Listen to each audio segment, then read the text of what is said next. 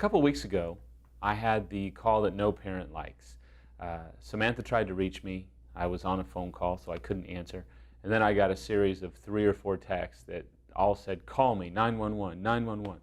So I immediately hung up, called her, and her words to me, Samantha's words to me were, "Macy was thrown from the horse. She's on her way to the ER. You need to get there now." And a cold chill went up my spine, and I don't remember anything else except being in my Jeep flying down the road to get to the ER. And I get to the ER at the same time that her trainer has brought her, and she's walking, but it just doesn't look right. We walk right in, just by the grace of God. They throw her on a gurney. You know, I'm signing and giving disclosures, and everything's a mess, and my daughter's, coherent, but just she's overwhelmed by the intensity of it all as well. And they put her on the table, and the doctor comes in very quickly, and he's checking her out and notices her neck is tender and throws her in what they call the C-collar. And so they put her on the table, and she's in a C-collar, and she's around her neck, and she can't move. And at that moment, everything got very real. And so now they're talking about all these tests and CAT scans and scans on her neck and her back and her head and all these different things. And I just had this moment where I said, okay. And at this point, I'm cool, calm, collective dad. I drove a little fast, drove on the wrong side of the road, yelled at a few people, but I had been pretty calm as soon as I had got to the ER. But at this point, I asked the doctors to step out. I wanted to talk to my daughter about what tests we wanted to do and affirm her and help her understand that it wasn't about money. It was about degrees of radiation and all that stuff. But she's on the table in a C-collar, and she can't turn, so I kind of sit up over her, and I'm looking down at her, and just lost it. Was a complete wreck.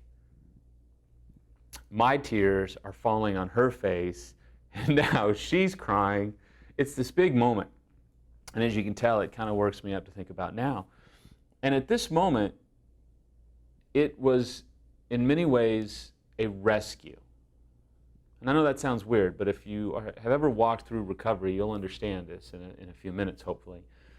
At that moment, what was important had been brought to center stage. And before I had an affair and before my affair became public, what was important to me was stupid. It was status, it was income, it was house, it was traveling, it was being the man, it was having all this attention and affirmation and being a success everywhere outside of my home. It certainly wasn't my kids and Samantha.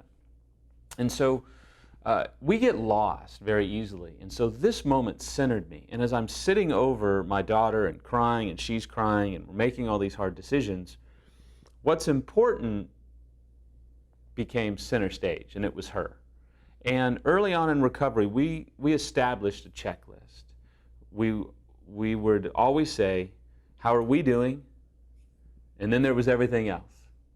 And everything else was obviously the kids, and then nothing else really mattered compared to that. Now don't get me wrong, yeah, you got to pay your bills and you got to provide, but stay with me. At this moment, it brought me back to this, hey, remember what's important. Remember what we're living for. Remember what got us in trouble the first time. And I immediately, after we made these decisions, I got my phone out and texted Samantha and just said, she was on her way, and I said, I love you. She is fine. Nothing is more important to me than you and our kids.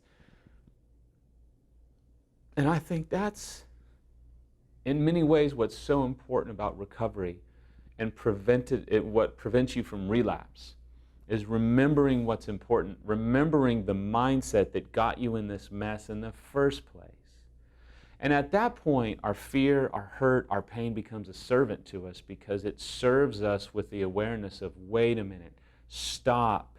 Before you make more stupid decisions, unfaithful spouse, remember what's important. So I hope this story helps you. And I hope you're able, especially as an unfaithful spouse, to stop maybe and say, what's most important right now? It isn't cars, it isn't houses, it isn't assets, it isn't 401ks. It's hopefully your spouse that's still in the picture, your children, if you have any, and just your future. So I hope this helps you today.